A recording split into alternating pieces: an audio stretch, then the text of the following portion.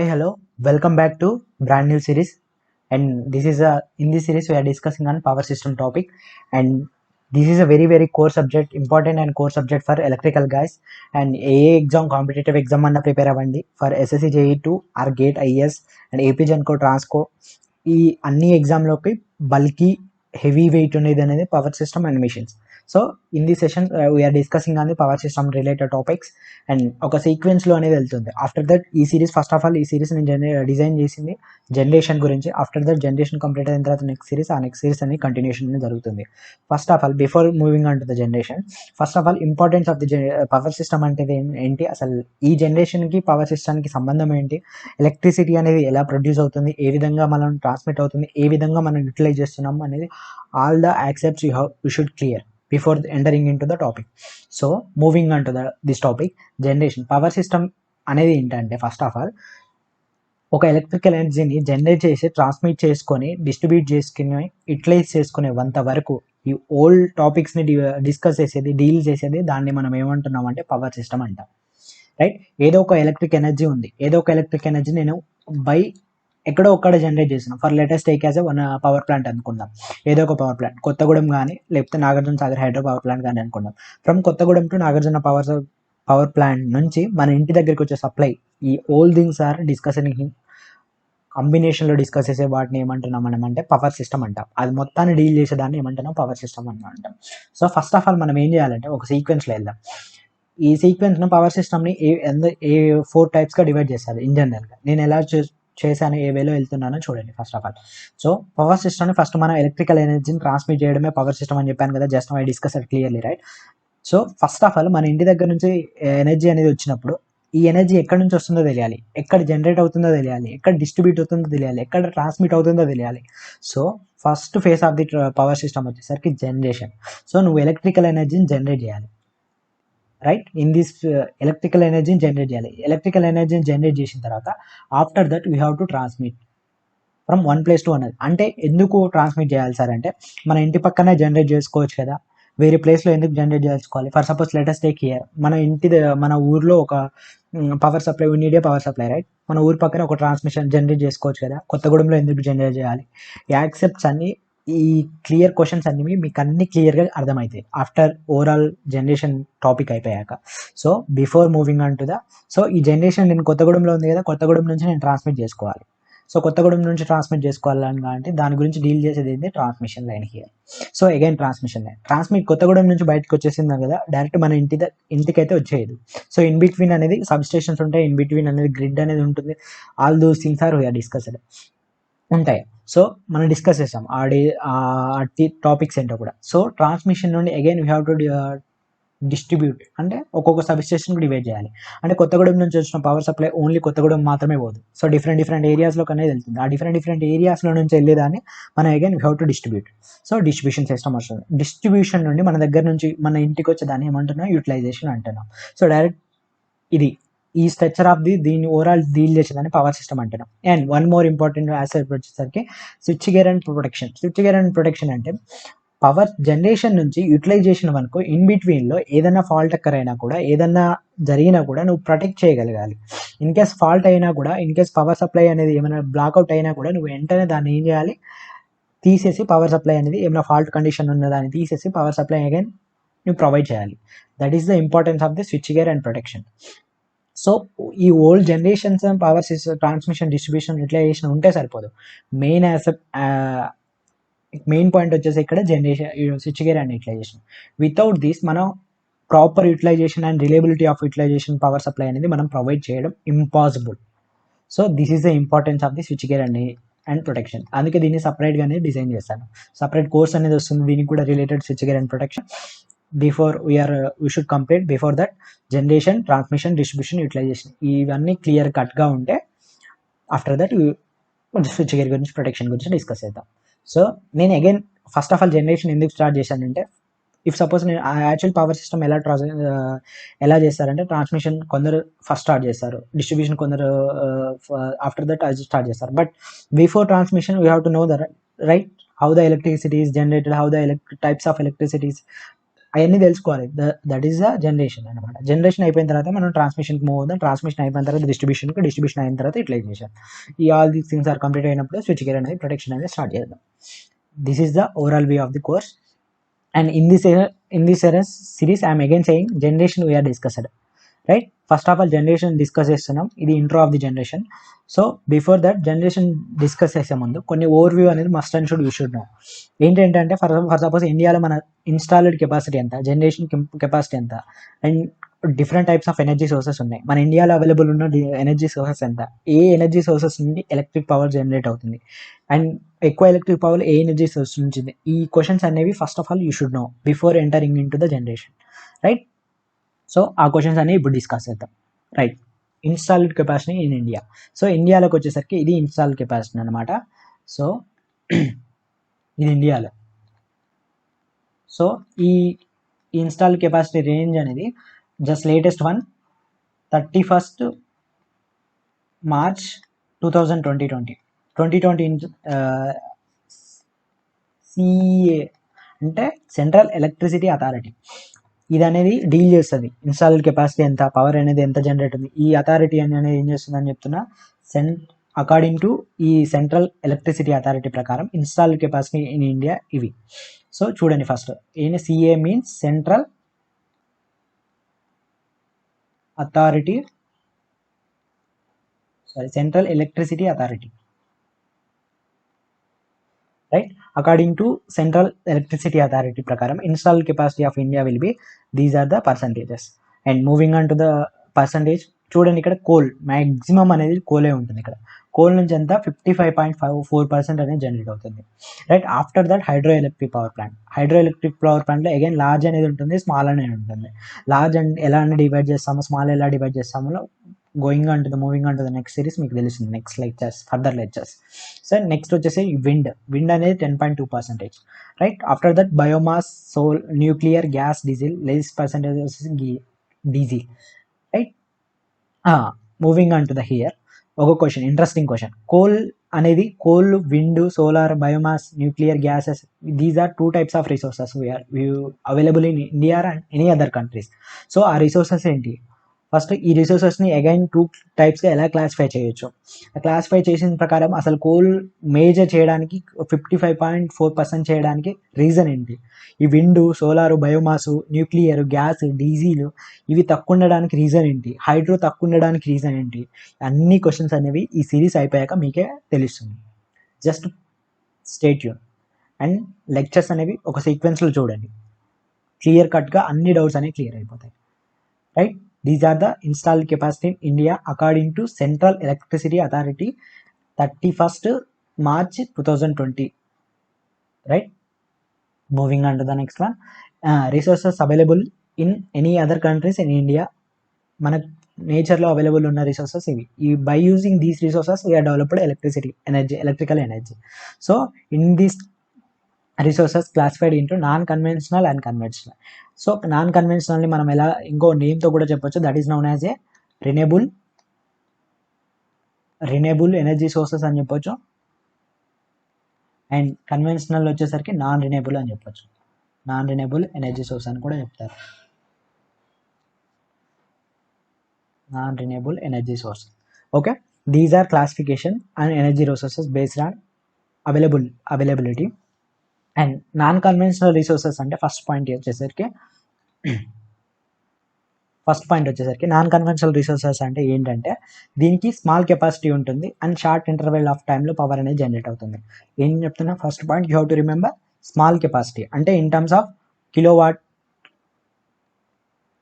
Kilowatt power అనేది generate చేయడానికి use చేస్తాం ఇవి. So small capacity kilowatt. And short intervals of time, అంటే ఒక డే మొత్తం, సపోజ్ ఒక పర్ డే ఉంది, పర్ డే మొత్తానికి ఈ అనేది పవర్ అనేది జనరేట్ చేయలేం. ఈ ఎనర్జీ రిసోర్సెస్ ప్రకారం ఒక పర్టికులర్ టైంలో మాత్రమే జనరేట్ చేస్తాం. So let us take as a short interval and let me right short interval, right? So నేను చెప్పిన ప్రకారం ఏంది, ఒక డేలో పర్ డేలో కంటిన్యూస్గా 24 hours we cannot generate by using these energy sources. So example for these sources అనేది ఏమని చెప్పొచ్చు మనం? జనరల్ నేను చెప్పిన దాన్ని బట్టి ఇప్పుడు ఎగ్జాంపుల్స్ ఏమని చెప్పొచ్చు మనం? ఒకవేళ సోలార్ పవర్ ప్లాంట్ ఉందనుకుందాం. సోలార్ పవర్ ప్లాంట్ అనేది పవర్ అనేది ఎప్పుడు జనరేట్ చేస్తాం మనం? సన్ ఉన్నప్పుడే కదా. ఫర్ సపోజ్ డేలో 24 అవర్స్లో 8 అవర్స్ సన్ ఉన్నాడు, రిమైనింగ్ అవర్స్లో నైట్ అవన్నీ తీసుకొని పక్కన పెడితే ఒక 5 to 6 అవర్స్ సన్ ఉన్నాడు అంటే 5 to 6 అవర్స్ అనేది మాత్రమే పవర్ అనేది జనరేట్ చేస్తాం. So example for these power plant అనేది సోలార్ అని చెప్పొచ్చా నేను? సిమిలర్లీ విండ్ అని చెప్పొచ్చా? Wind also available, not available for, అంటే 24 అవర్స్లో అవైలబుల్ ఉండొచ్చు, but depends upon the low wind, high wind, medium wind, వీటిని పెట్టుకో ఒకే లెవెల్లో అయితే విండ్ అనేది కంటిన్యూస్గా ఉంటుంది. So based upon the short interval అని చెప్పొచ్చా? షార్ట్ ఇంటర్వెల్ కాకపోతే wind is also an example for non conventional. And either one more, టైడల్, and again geothermal,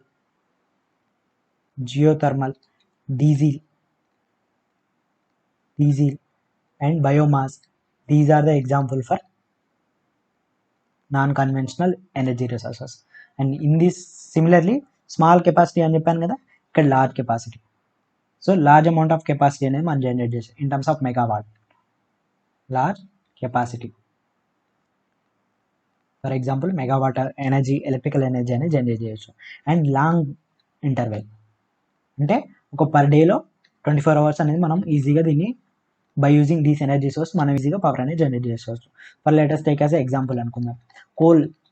let's take as coal అనేది తీసుకున్నాం అనుకోండి. పర్ డే కావాల్సిన కోల్ అనేది ఒక దగ్గర నుంచి పర్చేస్ చేసుకొని నువ్వు పెట్టుకున్నావు అనుకో, పర్ డే నీకు 24 అవర్స్లో నీ కోల్ అనేది నీ అవైలబుల్లో ఉంటుంది. Depending upon your requirement you can use.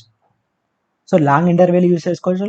Depending upon your requirement you can generate large amount of electricity. So coal is an example for conventional. And one more is hydro. ఎలా examples sir అంటే, let us take వర్షం వచ్చింది, వర్షాకాలంలో ఉన్నావు, వాటర్ని store చేసుకున్నావు. వాటర్ని store చేసుకున్నా అంటే అది నీ చేతిలో ఉంది. ఇప్పుడు ఎలా అయినా స్టోర్ చేసుకున్నావు. వాటర్ నీ దగ్గర ఉన్నాయి కాబట్టి విత్ 24 అవర్స్లో నీకు 24 అవర్స్ కావాలా, 10 అవర్స్ కావాలా, ఈ depends upon your requirement you can use. So coal, hydro and nuclear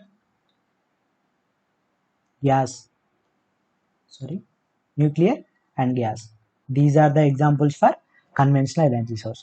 And next point వచ్చేసరికి దీని ఏంటంటే, ఇది located near the load centre అనేది. ఎక్కడైనా మనం దీనికి కన్స్ట్రైంట్స్ అనేది ఏముండవు, నో కన్స్ట్రైంట్స్. అంటే ఇప్పుడు లోడ్ మన ఇంటి పక్కన డెవలప్ చేసుకోవాలంటే పవర్ ప్లాంట్ డెవలప్ చేసుకోవచ్చు, లేదా నీకు ఎక్కడ కావాలంటే అక్కడ డెవలప్ చేసుకోవచ్చు. So no constraints here. So here but లేదు సార్, నాకు నేను ఇప్పుడు కోల్ అనేది ఒక ప్లేస్లో అవైలబుల్లో ఉంది. So let us take as Kothagudem power plant ఉన్నాను. కొత్తగూడెం పవర్ ప్లాంట్లో అక్కడ ఆ సరౌండింగ్ మనుగూరు ఆ లొకేషన్స్లో ఆ కోల్ అనేది అవైలబుల్లో ఉంది. సో అక్కడ పెట్టడానికి రీజన్ ఏంది కోల్ పవర్ ప్లాంట్ అంటే, availability of coal. Khammam areas మొత్తంలో కోల్ అనేది అవైలబుల్లో ఉంటుంది కాబట్టి, కొత్తగూడెం ఏరియాలో అవైలబుల్లో ఉంటుంది కాబట్టి అక్కడ పెట్టాలి. సో బట్ మనం పవర్ అనేది ఫర్ సపోజ్ కొత్తగూడెం నుంచి పవర్ అనేది మన ఇంటికి వస్తుంది, బట్ మన లోడ్ సెంటర్ అనేది పవర్ అనేది అక్కడ ఉంది. సో నియర్ బై ఉంటుందని చెప్పలేం. సో దీనికి అనేది పర్టికులర్ కన్స్ట్రైంట్స్ అనేది ఉంటుంది. ఇక్కడ ఏముండవు, ఎందుకంటే మనకు ఫ్యూయల్స్ అనేది ఇక్కడ అవైలబుల్లో ఉన్నాయి, ఎక్కడైనా అవైలబుల్లో ఉంటుంది. బట్ హియర్ కన్వెన్షనల్లోకి వచ్చేసరికి దేర్ ఈజ్ అ కన్స్ట్రైంట్స్ అనేవి ఉన్నాయి. And third point, fixed cost అనేది లెస్ ఉంటుంది దీనికి, right? Fixed cost will be less. ఎలా లెస్, ఎలా మోర్ అనేది ఫర్దర్ క్లాసెస్లో మీకు క్లియర్గా తెలుస్తుంది. And running cost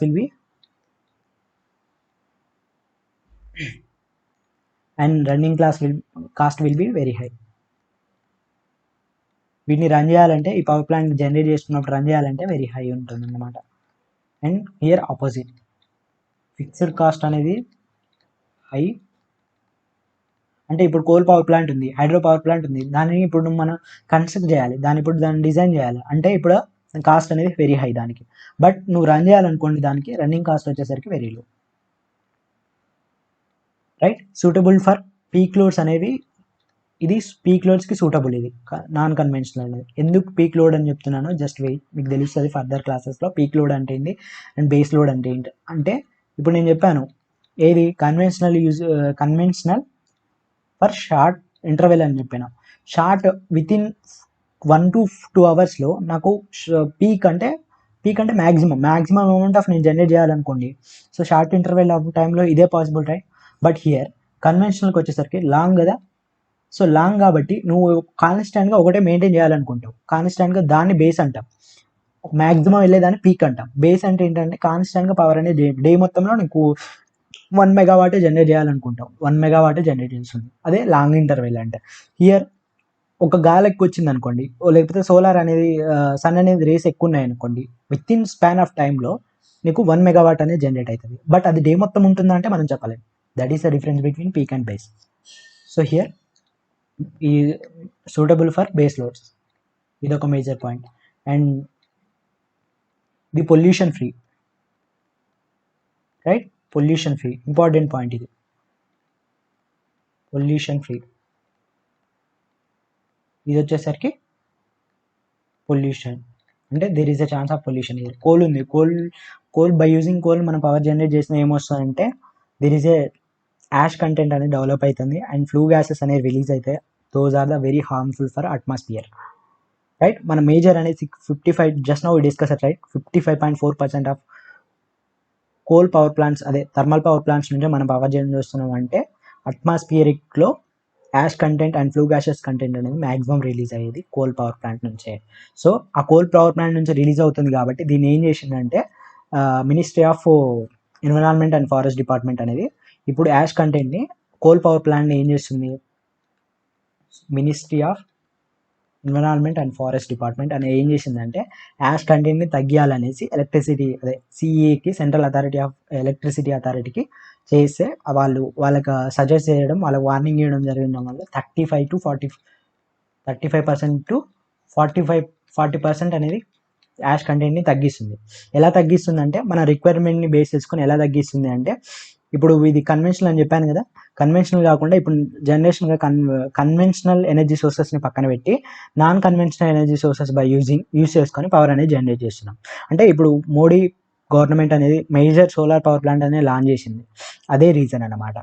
ministry of environment and forest department అనేది దీనికి కన్వెన్షనల్ కంటే నాన్ కన్వెన్షనల్ ప్రిఫర్ చేసి ఎలక్ట్రిసిటీ అనేది జనరేట్ చేయాలని డిమాండ్ చేయడం వల్ల ఇప్పుడు 30 to 45% అనేది యాష్ కంటెంట్ అనేది తగ్గిపోతుంది and solar power plant, wind power plant అనేవి ఇవనేది పెరిగిపోతున్నాయి. That is the importance. And these are the points regarding the conventional and non కన్వెన్షనల్కి వచ్చేసరికి ఇంకొన్ని పాయింట్స్ ఉన్నాయి. ఏంటి, ఇది బేస్ లోడ్ కాబట్టి దీనికి రిక్వైర్మెంట్ ఆఫ్ జనరేటర్ వచ్చేసరికి సింక్రోనస్ జనరేటర్.